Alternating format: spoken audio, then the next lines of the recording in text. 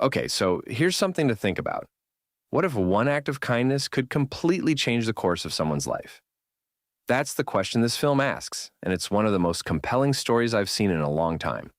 That's such a powerful way to frame it. And when you think about Jean Valjean's story, it's almost hard to believe how much hinges on that one moment with the bishop. It's like the entire trajectory of his life pivots in an instant. Exactly. The film really digs into that pivotal moment, but it also gives us so much more. It's not just about Valjean's transformation, it's about the years of suffering and anger that lead up to it. Gregory Getebois does such an incredible job of showing us who Valjean is before he becomes the man we know from Les Miserables. Oh, absolutely. Gadabois' performance is so layered. You can see the toll that 19 years in prison has taken on him, physically, emotionally, mentally. He's not just angry, he's broken. And yet, there's this glimmer of something deeper, something that makes you root for him even when he's at his lowest. And let's not forget how the film sets the stage for his release. It's December 1815, and Valjean is walking into a world that doesn't want him. He's tired, hungry, and completely alone. The way the villagers shun him, it's brutal. You can feel his desperation in every scene. That desperation is so palpable. And then, just when it seems like he's hit rock bottom, he meets the bishop. Bernard Kampon plays him with such quiet strength, doesn't he? There's this calm, almost otherworldly kindness to him that feels so genuine. Kampon is perfect in that role. The bishop is such a fascinating character because his kindness isn't just surface level. It's deeply rooted in his own experiences. The film actually explores his backstory, which I thought was such a smart choice. Losing the love of his life. It's a tragedy that shapes everything he does. That backstory adds so much depth to his character.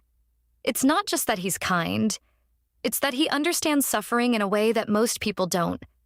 And that's why he's able to see past Valjean's anger and mistrust. He sees a man who's been broken by the world, but still has the potential for redemption. And that's what makes the bishop's act of grace so powerful. When Valjean steals the silverware, you expect the bishop to react like everyone else, to condemn him, to call the authorities. But instead, he forgives him. And not only that, he gives him the candlesticks, too. It's such a radical act of kindness. It really is. And it's not just about forgiveness, it's about giving Valjean a second chance. The bishop is essentially saying, I believe in you, even if you don't believe in yourself. That's such a profound message, and you can see how much it shakes Valjean. He doesn't know how to process that kind of compassion. That moment is the turning point for Valjean. It's the spark that sets him on the path to becoming the man we know from Les Miserables. And the film handles it so beautifully. Eric Bernard, the writer and director, really takes his time with these characters. He lets the story breathe, which makes the emotional beats hit even harder. The pacing is so deliberate, and it works so well.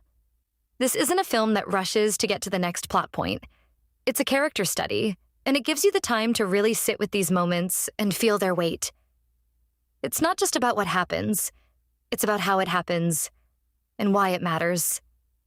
And the atmosphere. Laurent Delon's cinematography is just stunning. The moody, almost oppressive visuals really drive home the bleakness of Valjean's world. It's like the setting becomes a character in its own right, adding to the weight of the story. Totally. And Christophe Julien's score complements that perfectly. It's haunting, understated, but so effective. It never overpowers the story. It just enhances it, adding another layer of emotion. You feel the tension, the sorrow, the hope. It's all there in the music.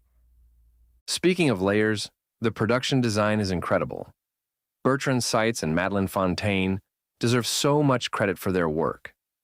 The sets, the costumes, everything feels so authentic, so lived in. You can almost smell the dampness of the graveyard, feel the chill in the air. That authenticity really immerses you in the story. It's not just a film you watch, it's a film you experience. And that's a testament to the entire team's dedication to bringing this world to life. Let's talk about the supporting characters for a moment. Isabelle Carré as the bishop's sister. What did you think? I thought she was wonderful. Her character is so gentle, so accepting. She doesn't have a lot of dialogue, but her presence is felt in every scene she's in. She's like the quiet strength behind the bishop. And then there's the maid, played by Alexandra Lamy. She's such an interesting character, fearful, resentful, and not afraid to show it. Her dagger eyes, as the review put it, really do speak volumes. She's a great foil to the bishop. While he represents compassion and forgiveness, she represents fear and suspicion. And honestly, you can't blame her. Here's this strange man with a criminal past suddenly living under their roof. It's a lot to take in.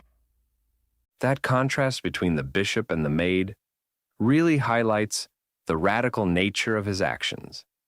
It's easy to be kind when there's no risk involved, but the bishop's kindness comes with a cost.